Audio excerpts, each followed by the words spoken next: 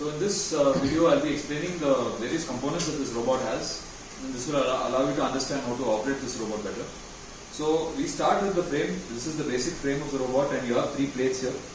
These 3 plates are where you have to place the food and essentials that you want to deliver.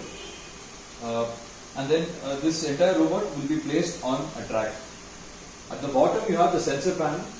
This is the set of sensors that we will be using for following the line. So if you look at the line here, there is a combination of straight lines as well as certain thicker regions, as well as again a straight line and some curves. So the objective of this robot is to follow this line, and then whenever there is a thicker part, we call that a node, and it stops at those particular thick points. Now when you are laying the track out, you will have to ensure that the thicker segments here are laid right next to where you want the robot to stop near the bed. So that's about the external setting. Now coming to this side, you have the control panel. The control panel is where you will be able to enter the commands that this robot will be following. So for manual action, to move the robot manually, you have a joystick option here. This is just to move the robot, and so that you can set the robot and align it with the line. So here you have a kill switch, and this is the main power switch. You have a keypad here, and this keypad is what you use in order to operate the robot and stop at various places in the room. So the way that this keypad works is as follows. You have 2 modes of operation. One is the manual mode, and the other is the autonomous mode, where it moves by itself. The manual mode you use essentially for calibrating and aligning the robot with the track. So for activating the manual mode, you will have to press 0. And then to activate the autonomous mode, you will have to press A.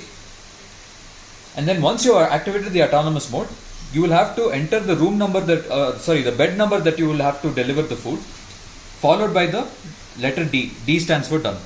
So when you press D, then that particular number that you have entered gets registered. And the keypad is designed to accept up to 2-digit numbers. So if you have 3-digit numbers, then this needs to be reprogrammed. So once you have chosen the autonomous mode, press the bed number at which it needs to stop, and then press D for locking your entry. And then over here you have an ultrasonic sensor, which is essentially used by the patient to confirm that he or she has taken the food from the robot. And this is a non-contact sensor, so we want to prevent any form of contact with the patient during this delivery. So once that patient has taken the food from one of the trays, then he places his arm on over the sensor here, and then that will trigger the robot to move to the next bed. And then we also have an override switch. So in case this is not working, then you can press this. So we have this essentially for control and debugging purposes from our end. And then on the bottom you have a battery voltage indicator followed by the charger. So the charging port is here, and then you have to plug in the 12-volt charger. It runs and then you need to charge the battery until it reaches to 12.5. So do not charge this robot more than 12.5 volts. Okay. So that's about the various components of the robot. And now for the working. So in order to switch on the robot, hold and push and hold on the switch here, and then the way that you know that the robot is on is if the battery indicator is on, and also the sensors here will light up. Now if these 2 signs are there, then it means that this robot is switched on. Now once this is done, you can use either manual mode or autonomous mode. So mostly when you switch it on, this robot will be elsewhere, so you'll need to navigate it to the track that it needs to follow. So for doing so, press 0, and once you press 0, you can use the joystick on your right next to the power button for doing the operation manually. Here this is forward, backward, left, right. And then once you align this robot to the track, you can then switch to the next mode. Now press A for switching to autonomous mode.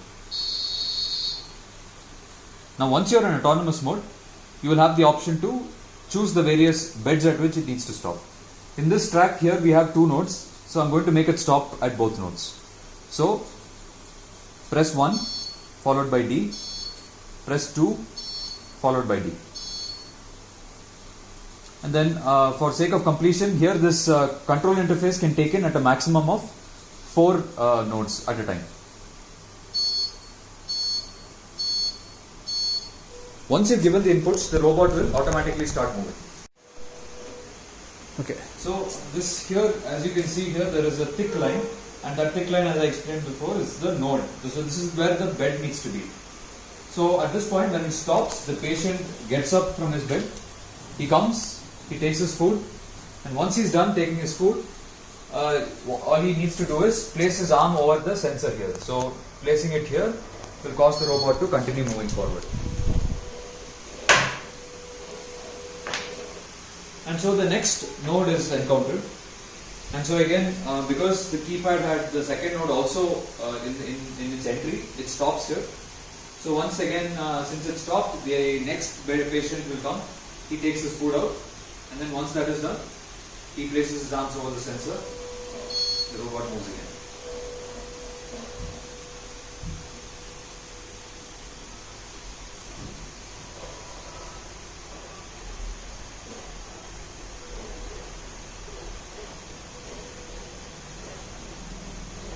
And then you can at any point press 0 and you will hear this long beep, and this means that the robot is back into manual mode, and then you can use the joystick to control it again.